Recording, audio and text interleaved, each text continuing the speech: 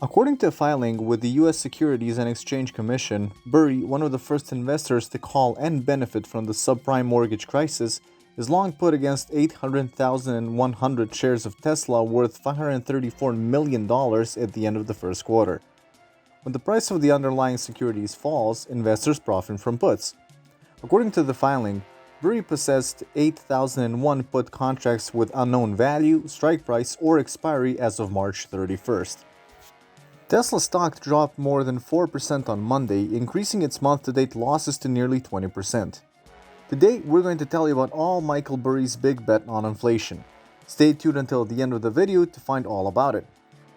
Michael Burry predicted that the post-pandemic reopening would induce inflation as early as April last year, only weeks after the initial lockdowns in the United States.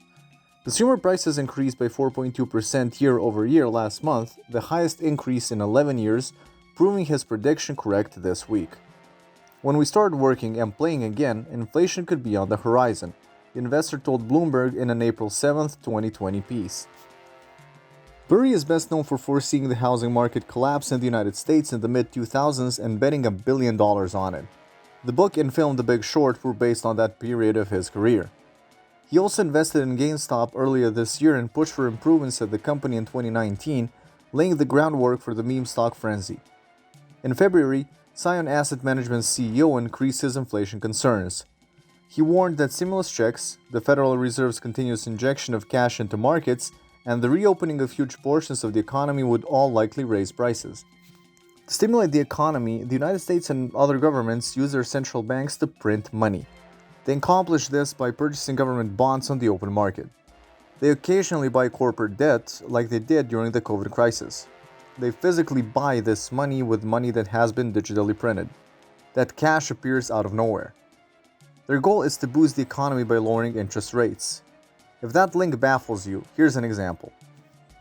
When you buy a bond, you raise its price, which lowers its yield. A one-year bond is currently trading for $98 on the market. This indicates that this bond has a par value of $100, so you can buy it for $98 and get $100 after a year. A very solid 2% yield. When interest rates fall, firms may borrow more money to invest, which leads to the creation of jobs. However, if an economy is functioning at 2% interest rates, even investments producing a meager 2.5% will be invested in because the difference of 0.5% can be earned. Now the question is, why doesn't the printing of money by way of decreasing interest rates cause inflation immediately? Well, actually, yes it does. It immediately causes a rise in stock values. The printed money flows to firms who sell their debt to the central bank, not to the regular person.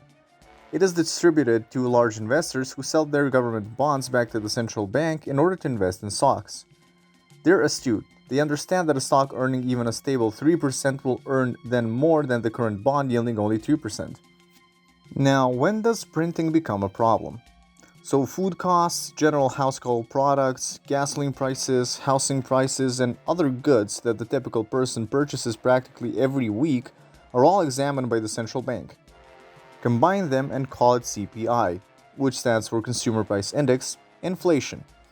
Inflation, the price of some goods. Now consider the following scenario. In an economy, there are 100 people. 2 people are filthy affluent, while the rest make ends meet but don't have much money to invest or save each month. They spend their savings on subpar things such as a new bicycle or television. Why would they invest an extra $100? It's just too small a quantity to make any impact on their life, even in the long run. When we look at the wealthy, we see that they already have a television, a car, a wife, and a girlfriend, and possibly a few properties. What happens to their additional cash? Into the stocks right away. And every now and then, a new car, fine dining, and other items that are not included in the CPI. Burry used the 1970s inflation crisis in the United States and the 1920s hyperinflation in Weimar Germany as cautionary stories about the dangers of rising prices. He also criticized Warren Buffett's assessment of inflation as a tax on capital, claiming that it deters businesses from investing by lowering real returns and operates as an implicit tax on investors by eroding their purchasing power. Profitable companies excel during inflationary moments, according to the Scion CEO. On February 23rd, he tweeted, "Each dollar of profits today becomes vital. Earnings 10 and 20 years from now may be worth much less than today's earnings, the inference says. Burry not only warned about inflation, but also remarked in February that the stock market was dancing on a knife's edge, citing Tesla, GameStop, Bitcoin, and Robinhood as examples of risky market speculation. In mid-March, the investor announced that he would stop tweeting due to a visit from federal regulators. In April, he deactivated his Twitter account. In a regulatory filing on Monday, renowned investor Michael Burry revealed a short bet against Tesla valued more than $500 million. Before the 2008 financial crisis, Burry's firm, Scion Asset Management, rose to prominence by betting against mortgage securities. Burry was the subject of Michael Lewis' book The Big Short, which was adapted into an Oscar-winning film. Tesla has had a tumultuous 2021, with sales in China plummeting in April and parts shortages impeding manufacturing in both the United States and China. Tesla's reliance on regulatory credits to produce profits is a warning flag, according to Burry, who earlier addressed it in a tweet that he later deleted. As more automakers develop their own battery electric vehicles, they will ostensibly need to buy less environmental regulatory credits from Tesla, which they have done to comply with environmental rules. Aside from his Big Short, Burry recently profited handsomely from a long GameStop position, as the Reddit favorite made Wall Street history with its Big Short squeeze.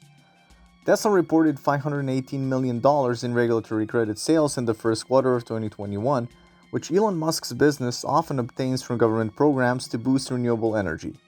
When other automakers, including FCA, now Stellantis, required credits to offset its own carbon footprint, it sold them to them. Tesla has piled up roughly $1.6 billion in regulatory energy credits in the past, largely zero-emissions car credits, which enabled the business record more than 4 consecutive quarters of profitability, qualifying it for inclusion in the S&P 500 index. Tesla's revised versions of its high-end sedan and SUV, the Model S and X, are now being delayed in production and delivery.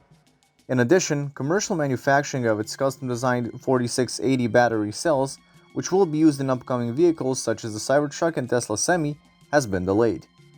Meanwhile, high-profile vehicles disasters in China and the United States have resulted in unfavorable publicity and probes by vehicle safety regulators in both countries, putting Musk's electric vehicle business under scrutiny. When inflation is not accompanied by its good companion economic growth, it becomes a concern. Inflation raises bond yields, which is an intriguing consequence. When inflation is at 3%, investors don't desire the bond yield of 2%. As a result, they simply do not buy bonds. What happens if you don't get a buyer for your home? You have reduced the price. Isn't anyone purchasing bonds? Bond prices fall and yields climb as a result. Remember that if no one buys the bond, the price will fall from $98 to $95, supply and demand. You get $100 at the end of the bond's life, therefore the yield rises as the price declines. When the common person gets his hands on some of that wonderful government money, inflation sets in. Because he will actually purchase things in the CPI basket, the poor man was able to influence CPI. If you give every poor man in America $1,000, he will go out and purchase stuff from a limited supply. Because there is a limited supply of commodities, demand rises and prices rise. Inflation is measured by the Consumer Price Index, or, as mentioned before, CPI. Now the crucial question is, what do we do? If CPI inflation picks up steam as a result of the typical American stimulus check, the economy is opening and rising oil and commodity prices, America's latent inflation potential will be unleashed. Every country that has dollars or debt denominated in dollars will pay the price for America's inflationary misdeeds. Fortunately, poorer countries that owe money to the United States should benefit from this.